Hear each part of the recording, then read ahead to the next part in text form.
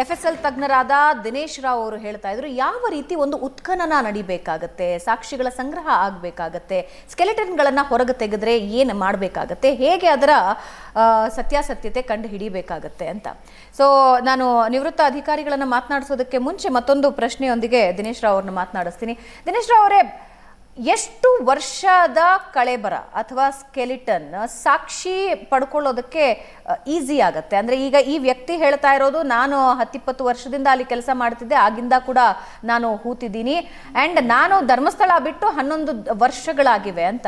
So ಸ್ಕೆಲಿಟನ್ನಿಂದ ನಮಗೆ ಸಿಗಬಹುದಾದ ಮಾಹಿತಿಗಳು ಏನೇನು? ಅಂದರೆ ಕಾಸ್ ಆಫ್ ಡೆತ್ ಸ್ಪಷ್ಟವಾಗಿ ಗೊತ್ತಾಗ್ಬಿಡುತ್ತಾ?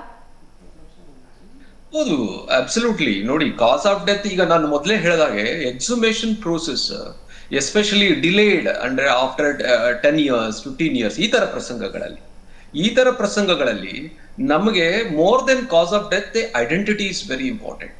C for any corpus delicti of crime ಅಂತ ನಾವು ಏನ್ ಹೇಳ್ತೀವಿ, the first is establishing the identity, then the so called unnatural act on that to establish a crime. So ಇದರಲ್ಲಿ the identity is one. Now coming to the cause of death. ಈಗ ಕಾಸ್ of death ಹೇಗೆ ಸತ್ರು? ಈಗ ಎಲ್ಲ ಸಾವುಗಳು all unnatural acts on the body soft tissues sustain ಆಗುತ್ತೆ. Soft tissues ಅಂದ್ರೆ ಮಾಂಸಖಂಡಗಳು, ರಕ್ತನಾಳಗಳು, ಇದರ ಮೇಲೆ ಏನೇ ಗಾಯಗಳಿದ್ರಿ ಅದು ಈಗ ಹಂತದಲ್ಲಿ ಕಾಣಿಸ್ಲಿಕ್ಕೆ ಸಾಧ್ಯನೇ ಇಲ್ಲ. ಈಗ ರೇಪ್ ನಡೆದು ಕುತ್ತಿಗೆ ಇಸ್ಕಿ ಸಾಯಿಸಿದ್ದಾರೆ, ಈಗ ಅದರ ಬೋನ್ ಮೇಲೆ ಏನು ಇರ್ಲಿಕ್ಕೆ ಸಾಧ್ಯ ಇಲ್ಲ. ಅದೇ ಏನು ಇದು ಹ್ಯಾಂಗಿಂಗ್ ಅಲ್ಲಿ ಸಾಯಿಸಿದ್ದಾರೆ, ಆವಾಗ ಏನು ಮಾಡ್ಲಿಕ್ಕೆ ಬರೋದಿಲ್ಲ. ಬಟ್ ಈಗ ಅವ್ರಿಗೆ ರಾಡ್ ನಲ್ಲಿ ಹೊಡೆದ್ರು, ಮಚ್ ನಲ್ಲಿ ಹೊಡೆದಿದ್ದಾರೆ, ಆಮೇಲೆ ಒಂದು ಲಾಂಗ್ ಅಲ್ಲಿ ಹೊಡೆದ್ರು, ಆಮೇಲೆ ಎಲ್ಲದಕ್ಕಿಂತ ಏನೋ ಒಂದು ಕಲ್ಲೆತ್ತಾಕಿ ಸಾಯಿಸಿದ್ರು. ಆಲ್ ದಿಸ್ ಬೋನಿ ಇಂಪ್ರಿಂಟ್ಸ್ ಇರ್ತದೆ, ಬೋನ್ ಮೇಲೆ ಆ ಮಾರ್ಕಿಂಗ್ಸ್ ಇರುತ್ತೆ. ಈ ಆಧಾರದ ಮೇಲೆ ಯಾವ್ದು ವೆಪನ್ ಅಂತಾನು ಹೇಳ್ಬಹುದು, ಪ್ಲಸ್ ಹೇಗೆ ಸಾವು ಅಪ್ಪಿದೆ ಅಂತಾನು ಹೇಳ್ಬಹುದು. See, this is what is the important aspect, especially with the skeletal remains examination is concerned. So first is identity, establishing the cause of death. So these are the things which we can innondu ಕೆಲವು for example poison cases ಅಲ್ಲಿ ಕೆಲವು poison, even insecticide poisons, even cocaine, ನಾವು cocaine ಸಹ ನಾವು ತೆಗೆದಿದ್ದೇವೆ. ಆಮೇಲೆ ಈ heavy metal Poisson's ಎಲ್ಲಾನು ಈ ಹಂತದಲ್ಲೂ ಬೋನ್ ನಲ್ಲಿ ನಮಗೆ ಸ್ಯಾಂಪಲ್ ಸಿಗುತ್ತೆ. So once we take the sample, so ಅದರಲ್ಲಿ ನಮ್ಗೆ ಹೆವಿ ಮೆಟಲ್ಸ್ ಅಲ್ಲೂ ಸಿಗುತ್ತೆ.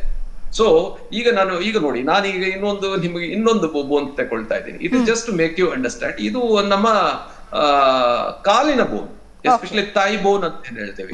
ನೋಡಿ, ಇದಕ್ಕೆ ನಾವು ಈ ಹಂತದ ಬೋನ್, ಇದಕ್ಕೂ ಗಂಡು ಹೆಣ್ಣು ಅಂತಾನು ನಾವು ಹೇಳಲಿಕ್ಕೆ ಬರ್ತದೆ. ಇದು ನೋಡಿ, ಇದಕ್ಕೆ ಮಚ್ಚಿಂದ ಏನಾದ್ರು ಹೊಡೆದಿದ್ರೆ, ಕಾಲೇನಾದ್ರೂ ಕಟ್ ಆಗಿದ್ರೆ, ಇಲ್ಲಿ ಮಚ್ಚಿನದ ಒಂದು ಮಾರ್ಕ್ ಇರುತ್ತೆ. ಆ ಕಟ್ ಆಗಿರೋದು same like you cut a vegetable ಮೇಲೆ ಯಾವ ತರ ಮಾರ್ಕ್ ಆಗುತ್ತೆ, ಅದೇ ತರ mark ಇಲ್ಲಿರುತ್ತೆ.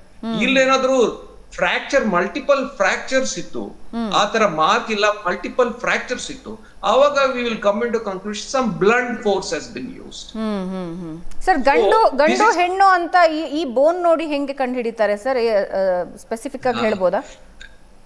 That's a very good question. But anyhow, ನಾವು ಯಾವಾಗ ಈ ಮೆಡಿಕಲ್ ಸ್ಟೂಡೆಂಟ್ಸ್ ಗೆ ನಾವು ಹೇಳ್ಕೊಡ್ತೇವೆ, ಕೆಲವು ಟೈಮ್ ಪೊಲೀಸ್ ಅವ್ರಿಗೂ ಹೇಳ್ಕೊಡ್ತೇವೆ, ಬಟ್ ನಿಮ್ಗೂ ಸಹ ಈಗ ಹೇಳ್ತೇನೆ. So see what happens is, ನೋಡಿ, ಈಗ ಬೋನಿ ಮಾರ್ಕಿಂಗ್ಸ್ ಅಂತ ಏನ್ ಹೇಳ್ತೀವಿ, ಈ ಬೋನಿ ಪ್ರೊಜೆಕ್ಷನ್ಸ್ ಅಂತ ಏನ್ ಹೇಳ್ತೀವಿ, ಈ ಬೋನಿ ಪ್ರೊಜೆಕ್ಷನ್ಸ್, ಈ ಬೋನಿ ಮಾರ್ಕಿಂಗ್ಸ್ ಇರುತ್ತೆ, ಗಂಡಿನಲ್ಲಿ ಜಾಸ್ತಿ ಇರುತ್ತೆ, ಹೆಣ್ಣಿನಲ್ಲಿ ಕಮ್ಮಿ ಇರುತ್ತೆ.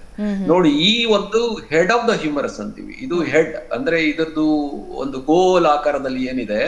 ಸೊ ಇದರದ್ದು ಇಟ್ ಇಸ್ ಒಂದು ಫುಲ್ ಕಂಪ್ಲೀಟ್ ಗ್ಲೋಬ್ ಇರೋದಿಲ್ಲ. ಇದು ಕಂಪ್ಲೀಟ್ ಅಂದ್ರೆ ನಿಯರ್ಲಿ 2/3 ಏನಿರುತ್ತೆ ಇದು ಗಂಡಿನಲ್ಲಿ ಇರುತ್ತೆ, ಇದಕ್ಕೂ ಕಮ್ಮಿ ಇರೋದು ಹೆಣ್ಣಿನಲ್ಲಿ ಇರ್ತದೆ.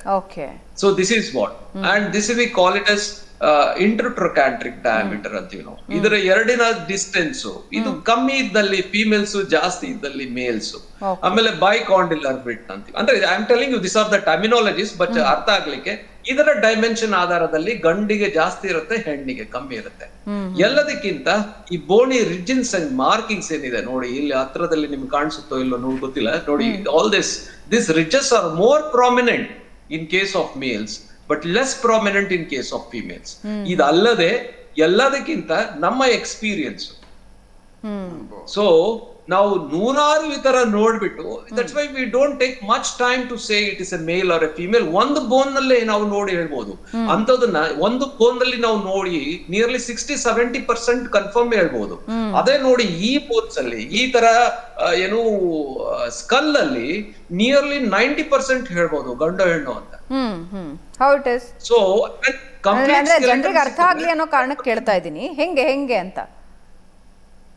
ಅಲ್ಲ ನೋಡಿ, ಯಾಕಂದ್ರೆ ಇದರಲ್ಲಿ ಇರ್ತಕ್ಕಂಥ ಮಾರ್ಕಿಂಗ್ಸ್ ಪ್ಲಸ್ ಇದರಲ್ಲಿ ಇರ್ತಕ್ಕಂಥ ಮಾರ್ಕಿಂಗ್ಸ್ ನೋಡಿ, ಈ ಸ್ಕಲ್ ನಲ್ಲಿ ಇರ್ತಕ್ಕಂಥ ಮಾರ್ಕಿಂಗ್ಸ್ ಏನಿದೆ ಇದು the accuracy rate is more. Okay. ಆದ್ರಿಂದ ನೋಡಿ ಈ ಒಂದು ರಂಧ್ರ ಏನ್ ಕಾಣಿಸುತ್ತೆ ರೌಂಡ್ ಕಂಡ್ರೆ ಅದು ಫಿಮೇಲ್ದು, ಅದೇ ರೆಕ್ಟಾಂಗ್ಯುಲರ್ ಕಂಡ್ರೆ ಅದು ಮೇಲ್ದು, ಗಂಡಸದು.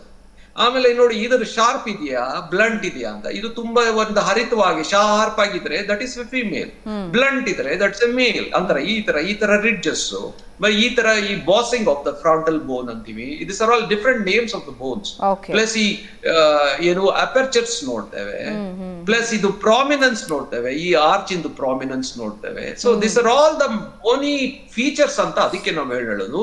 ಈ ಬೋನಿ ಫೀಚರ್ಸ್, ಇದರ ಡೆವಲಪ್ಮೆಂಟ್, ಇದರ ಶೇಪು, ಇದರ ಕಾನ್ಫಿಗರೇಷನ್, ಇದೆಲ್ಲ ಆಧಾರದ ಮೇಲೆ. ಇದು ಯಾವ್ದು ದೊಡ್ಡ ಸೈನ್ಸ್ ಅಲ್ಲ. ಅಂದ್ರೆ ಫಾರ್ ಎಕ್ಸಾಂಪಲ್ ಈಗ ನಮ್ಗೆ ಆ ತರ ಅನ್ಸತ್ತೆ, ಬಟ್ ಇದು this is got A protocol, this is scientifically is been proved.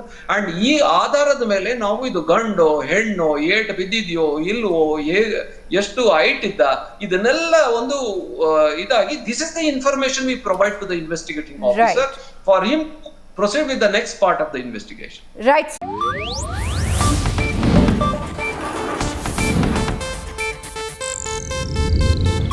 ಇದು ಏಷ್ಯಾನೆಟ್ ನ್ಯೂಸ್ ನೆಟ್ವರ್ಕ್ ಪ್ರಸ್ತುತಿ.